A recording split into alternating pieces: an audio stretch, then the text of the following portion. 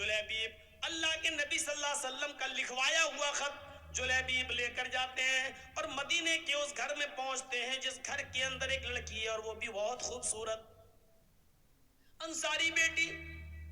جلیبیب نے اس کے گھر کا دروازہ کھٹکھٹایا. لڑکی کا باپ باہر نکلا, دروازہ کھولا. اس نے کہا ہاں بولو جلیبیب کیسے آنا ہوا؟ جلیبیب نے کہا السلام علیکم. صحابی نے کہا وعلیکم السلام. آنا کیسے ہوا؟ یہ لیٹر دیا جناب محمد رسول اللہ نے. صحابی نے جب وہ لیٹر پڑھا تو اس میں لکھا ہوا ہے حاذہ رسالۃ من جانب محمد رسول اللہ صلی اللہ علیہ وسلم. یہ خط محمد رسول اللہ کی طرف سے دیا جا رہا ہے. آپ نے اس صحابی کا نام لکھ کر کہا تمہارے گھر میں ایک بیٹی ہے, میں جانتا ہوں کہ وہ بیٹی بھی بالغ ہو چکی ہے اور تم کہیں نہ کہیں اس کا نکاح کرنے والے ہو. میری نظر میں جلیبیب بہت نیک لڑکا ہے, لہٰذا اپنی بیٹی کا نکاح جلیبیب سے کر دو. اور یہ میں تمہیں مشورہ نہیں دے رہا ہوں بلکہ یہ میرا حکم ہے کہ تم اپنی بیٹی کا نکاح جلیبیب سے کر دو. جلیبیب کا چہرہ دیکھتا وہ صحابی, کہتا یہ کیسے ہو سکتا ہے, بیٹی میری ہے اور جلیبیب کی شکل و صورت اتنی بھیانک, اتنی کالی شکل و صورت ایسی. کہتا ہرگز نہیں, میں اپنی بیٹی کا ہاتھ تمہیں کیسے دے دوں؟ جلیبیب کہتے ہیں میں کہاں کہہ رہا ہوں, مجھے تو اللہ کے رسول نے یہ لیٹر دے کر بھیجا ہے. اندر سے جب لڑکی جلیبیب کی اور اپنے باپ کی بحث سنتی ہے تو تھوڑا سا باہر نکل کے آتی ہے اور کہتی ہے ابو جان کیا بات ہے؟ کہا بیٹی یہ اللہ کے نبی نے لیٹر دیا ہے. بیٹی نے جب وہ لیٹر پڑھا تو لیٹر پڑھنے کے بعد کہتی ہے ابو جان اس سے تو میں بھی نکاح نہیں کرنا چاہتی, لیکن لیٹر میں تو لکھا ہوا ہے کہ یہ میرا حکم ہے, مشورہ نہیں.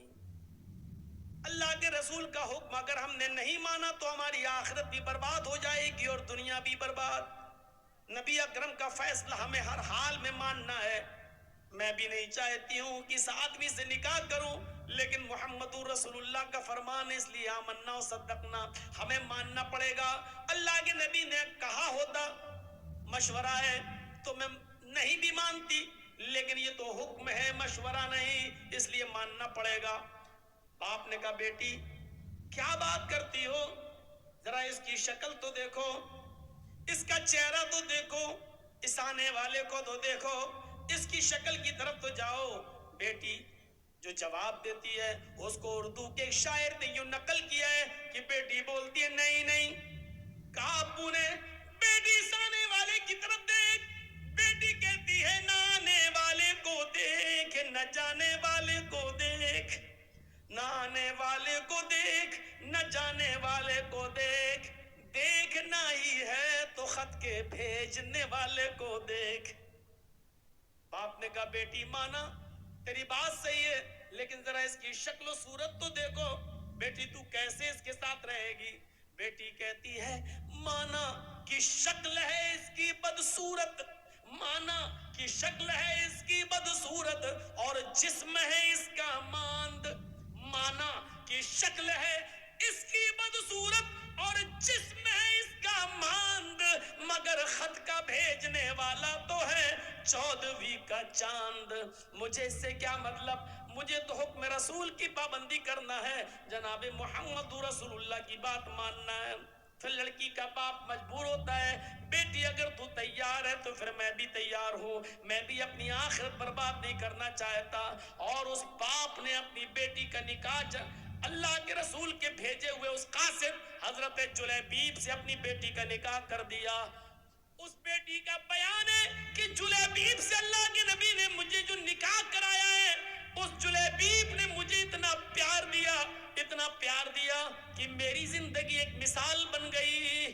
جلیبیب کے ساتھ میرے نکاح میں اللہ نے وہ برکتیں رکھی تھی, وہ برکتیں رکھی تھی جس کا تصور ہم نہیں کر سکتے تھے.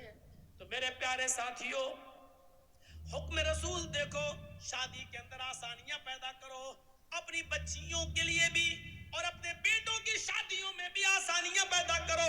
اللہ کے نبی نے فرمایا سب سے بابرکت نکاح وہ ہے جس کے اندر خرچہ سب سے کم ہو. حدیث دیکھ رہے ہیں, سب سے بابرکت نکاح وہ ہے سب سے زیادہ برکت والا نکاح وہ ہے جس میں خرچہ سب سے کم ہو. اس کا الٹا مفہوم کیا ہوگا؟ آپ نے کبھی سوچا؟ اس کا الٹا مفہوم نکالو تو کیا ہوگا؟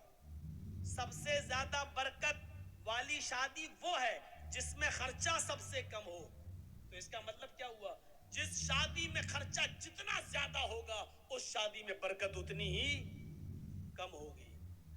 آج دیکھ لو بڑے بڑے خرچ کرنے والے اور بڑے بڑے میرج ہال بک کرنے والے, لاکھوں روپے کا ڈیکوریشن کرانے والے, بڑے بڑے میرج ہال بک کرا کے اپنی بیٹیوں کی شادی کرنے اور بیٹوں کی شادی کرانے والوں کو آپ دیکھو گے شادیاں زیادہ دن ٹکتی نہیں ہیں, فوراً 1-2 سال کے بعد طلاقوں کی نوبتیں آ جاتی ہیں. کیوں؟ برکت کیوں نہیں ہو رہی ہے؟ وہ نکاح کا تصور ہی ختم ہو گیا ہے. اللہ کے نبی کے زمانے کا نکاح دیکھیے آپ, آپ تصور کریں گے ایسا نکاح؟ ایک عورت آئی اور اللہ کے نبی کے پاس آ کر بیٹھ گئی. اس کے نہ باپ تھے, نہ بھائی تھا, کوئی نہیں تھا, چچا کوئی نہیں تھا. اب وہ چاہتی تھی کہ میں اللہ کے رسول کی بیوی بن جاؤں, میرا نکاح اللہ کے رسول کے ساتھ ہو جائے. وہ آئی, اللہ کے رسول چند صحابہ کے ساتھ بیٹھے ہوئے تھے. تصور کیجیے آپ, دیکھیے ادھر, اللہ کے نبی کے پاس آئی اور بیٹھ گئی. اللہ کے نبی نے کہا کیوں, تم کیسے آئی ہو؟ تو کہتی ہے انی احب لک, اے اللہ کے رسول میں اپنے آپ کو ہبا کر رہی ہوں, یعنی میں آپ کے ساتھ نکاح کرنا چاہتی ہوں. اللہ کے نبی خاموش رہے. اس نے دوبارہ کہا, آپ پھر خاموش رہے. اس نے تیسری بار کہا اللہ کے رسول میں آپ سے شادی کے لیے آئی ہوں, نکاح کرنا چاہتی ہوں. تو صحابی بیٹھے ہوئے تھے بغل میں, کہتے ہیں اللہ کے رسول یہ عورت 3 بار کہہ چکی میں آپ سے نکاح کرنا چاہتی ہوں, آپ کچھ بول ہی نہیں رہے. کرنا ہو تو کریے, نہیں کرنا ہو تو جواب دے دیجئے. آپ نے کہا کہ نہیں میں تو نہیں کر سکتا, میری کافی ہے, اب مجھے ضرورت نہیں ہے کسی اور بیوی کی, اب میں شادی نہیں کر سکتا. تو جھٹ سے وہ صحابی جو بیٹھے تھے کہنے لگے اللہ کے رسول آپ کو ضرورت نہیں ہے لیکن مجھے تو ضرورت ہے, اگر آپ نہیں کر سکتے تو میرے ساتھ کر دیجیے. وہیں بیٹھے ہیں. تصور دیکھیے, پہلے وہ آپ سے کرنا چاہتی, آپ نہیں میں تو نہیں کر سکتا, تو پھر میرے ساتھ کرا دیجیے. تو اللہ کے رسول نے اس عورت سے پوچھا دیکھو میں تو نہیں کر سکتا, یہ تم سے کرنا چاہتے ہیں, تم بھی ایک نظر ان کو دیکھ لو, اگر یہ پسند ہو تو تم ان کے ساتھ کر سکتی ہو اگر تمہیں ضرورت ہے. تو وہ کیا کہتی ہے, آئی تو تھی آپ کے لیے, لیکن اگر آپ نہیں کر رہے ہیں تو کوئی بات نہیں, زبردستی تھوڑی ہوتی ہے شادی. اگر آپ نہیں کر رہے ہیں تو کوئی بات نہیں, مجھے تو گھر بسانا ہے, اس کے ساتھ ہی میں کر لوں. آپ کر سکتے ہیں اس کے ساتھ میرا. اللہ کے رسول نے کہا یہ عورت تیار ہو گئی اس کے ساتھ شادی کرنے کے لیے, تو آپ نے اس عورت سے نہیں پوچھا تیرے باپ ہیں کہ نہیں, لڑکے کو کیا دیں گے, کپڑا کتنا دیں گے, سونا کتنا ملے گا, ساڑی کتنی ملے گی, چادر کتنی ملے گی. آپ نے یہ سوال لڑکی سے نہیں کیا, عورت سے نہیں کیا.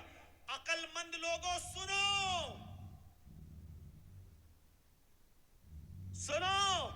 اللہ کے رسول نے فوراً اس صحابی کی طرف دیکھا اور کہا سنو, وہ تیار ہے تم سے شادی کرنے کے لیے, لیکن تم بتاؤ کہ تم اپنی بیوی کو کیا دو گے, تمہارے پاس مہر دینے کو کیا ہے. سب سے پہلا سوال صحابی سے, وہ تیار ہے لیکن نکاح بغیر مہر کے نہیں, پہلے یہ بتاؤ کہ تم اپنی بیوی کو مہر کیا دو گے. تو مہر کا نام سنا تو فوراً کہنے لگا ما عندی شیئن, جب کچھ ہے ہی نہیں تو دوں گا کیا.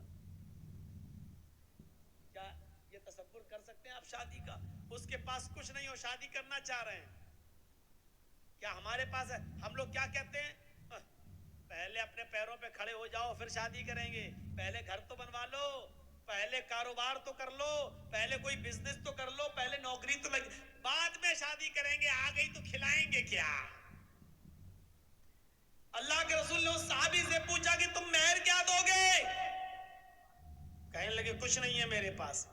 اللہ کے نبی نے فرمایا جاؤ اپنے گھر میں تلاش کرو, شاید کوئی چیز مل جائے مہر دینے کے لیے. کہا ہاں ٹھیک ہے جا رہا ہوں.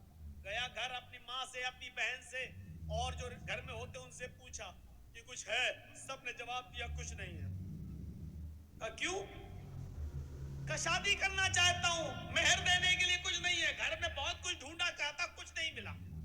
آیا کہا اللہ کے نبی صلی اللہ علیہ وسلم گھر میں نے بہت کچھ ڈھونڈا، کچھ ملا ہی نہیں، ہے ہی نہیں، میں کیا دوں گا، ہے ہی نہیں میرے پاس مہر دینے کو. اللہ کے نبی صلی اللہ علیہ وسلم نے پھر اس کو دوبارہ بھیجا. حدیث کے الفاظ دیکھیے، آپ نے کہا التمس خاتما من الحدید، لوہے کی انگوٹھی ہی مل جائے تو وہی لے آؤ، سونے کی نہیں، چاندی کی نہیں، لوہے کی انگوٹھی. آج 2 روپے میں ہمارے میلے میں مل جائے گی. لوہے کی انگوٹھی مل جائے تو وہی لے آؤ، جاؤ. وہ صحابی پھر دوبارہ اپنے گھر گئے، بہنوں سے پوچھا، بھائیوں سے پوچھا، ماں سے پوچھا، سب نے جواب دیا ہے ہی نہیں. لوہے کی انگوٹھی بھی نہیں ملی. یعنی 5 روپے اس زمانے میں، 5 روپے اس زمانے میں تو کچھ اور، اتنا بھی نہیں تھا ان کے پاس کہ وہ لوہے کی انگوٹھی خرید سکے. آتے ہیں اور کہتے ہیں ما وجدت خاتما من الحدید، اے اللہ کے رسول مجھے لوہے کی انگوٹھی بھی نہیں ملی، اور اتنا ہے نہیں میرے پاس کہ لوہے کی انگوٹھی خرید سکوں. نہیں ہے. مایوس ہو گئے. اللہ کے نبی نے کہا تعجب ہے، تمہارے گھر میں کچھ نہیں ہو، چلے نکاح کرنا ہے، لوہے کی انگوٹھی بھی نہیں ہے، پھر مہر کیا دو؟ کہتا ایک چیز ہے، یاد آیا. اب دیکھیے یاد بھی آئی تو کیا چیز یاد آئی، آپ کو بھی ہنسی آئے گی. کہا کیا ہے؟ بولو بولو جلدی بولو، کیا ہے؟ کہتا عندی ازارن، ایک لنگی ہے میرے پاس، تہبند لنگی. اللہ کے نبی نے کہا اچھا جا جا جا اسی کو لے آؤ. تو کہا اللہ کے رسول کیوں؟ ارے وہی تم اپنی ہونے والی بیوی کو مہر میں دے دو لنگی. کہا اللہ کے رسول اس کو دے دوں گا تو باندھوں گا کیا میں؟ وہی تو پہن کے سوتا ہوں میں، وہی تو گھر میں رہتا ہوں تو وہی تو پہنتا ہوں میں. تو اللہ کے رسول نے کہا وہ پرانی لنگی ہے کہ ہاں. تو کہا وہ بھی تو نہیں دے سکتا ہے؟ کہا وہی ایک تو ہے جو پہن کے سوتا ہوں میں، اور کچھ نہیں ہے میرے. تو کہا وہ بھی نہیں دے سکتا؟ کہا ہاں آدھی دے دوں گا، اس کو پھاڑ دیتا ہوں، آدھی دے دیتا ہوں. تو اللہ کے رسول نے کہا پھر آدھی اس کے کس کام کی ہے؟ جب تو لنگی کو آدھا کر دے گا، 2 ٹکڑوں میں بانٹ دے گا اور آدھا اس کو دے گا، تو آدھے اس کی کوئی کام کی نہیں رہے گی، اور پھر آدھی تیرے پاس رہے گی، وہ بھی کسی کام کی نہیں رہے گی، پھر تو باندھ بھی نہیں پائے گا. ارے دینا تو پوری دے. اس نے کہا اللہ کے رسول آدھی میرے پہننے کے کام نہیں آئے گی، لیکن بچھا کے بیٹھنے کے کام تو آ جائے گی. نہیں نہیں پوری تو نہیں دوں گا، چاہے نکاح ہو یا نہ ہو میرا، پوری نہیں دے سکتا. اتنا بھی نہیں. اور نکاح تصور کیجئے آپ، ہمارے زمانے میں ہو سکتا ہے کچھ نہ ہو نکاح؟ بنتے ہیں ہم اپنے آپ کو اہل حدیث، بنتے ہم اپنے آپ کو مسلمان، بنتے ہم اپنے آپ کو محمد رسول اللہ کے ماننے والے. اور محمد رسول اللہ کی یہ شادی جو آپ کروا رہے ہیں ایک صحابی کے ساتھ، تصور کیجئے ہمارے سماج میں نہیں ہے. کہ اللہ کے رسول ایک لنگی ہے آدھی دے سکتا ہوں. آپ نے کہا آدھی نہ تیرے کام کی نہ اس کے کام کی. بولا پوری نہیں دے سکتا. مایوس ہو گیا، بیٹھ گیا، جانے لگا. آپ نے کہا کہاں جا رہے ہو؟ جا رہا ہوں کھیتی کروں گا، کچھ باڑی کروں گا، کھیتی باڑی کروں گا، جا رہا ہوں، ہل چلاؤں گا، کھیت جوتوں گا، کام کروں گا، محنت کروں گا، کیا کروں گا یہاں. بڑے مشکل سے سوچا تھا کہ آئی ہے پریشان، اس سے شادی ہو جائے گی. جب مہر میں اٹک گیا میں تو. آپ نے کہا ادھر آؤ، اگر تیرے لیے محمد رسول اللہ کی شریعت نے بھی کوئی راستہ نہ نکالا تو کون راستہ نکالے گا؟ پھر تیرے لیے کون سا مذہب راستہ نکالے گا؟ پھر کون سا دین تیرے لیے راستہ نکالے گا؟ کیا کسی کے پاس کچھ بھی نہ ہو تو کیا اس کو شادی کرنے کا حق نہیں ہے؟ کیا اس کو اپنی پاکیزگی کے ساتھ زندگی گزارنے کا حق نہیں ہے؟ بیٹھو. بیٹھ گیا. آپ نے کہا یہ بتاؤ تمہیں قرآن کتنا یاد ہے؟ اور سنو مسلمانوں، چادر نہیں ہے، لوہے کی انگوٹھی نہیں ہے، کپڑا نہیں ہے، کرتا نہیں ہے، پیجامہ نہیں ہے، پورے گھر کا سرمایہ میں ایک لنگی ہے، وہ بھی پرانی، اور وہ بھی پوری کی پوری دینے کے لیے تیار نہیں ہے. سونا نہیں، چاندی نہیں، کپڑا نہیں، دولت نہیں، ان سب چیزوں سے وہ دور تھا. لیکن جب اللہ کے نبی نے اس سے پوچھا کہ تمہیں قرآن کتنا یاد ہے، بتاؤ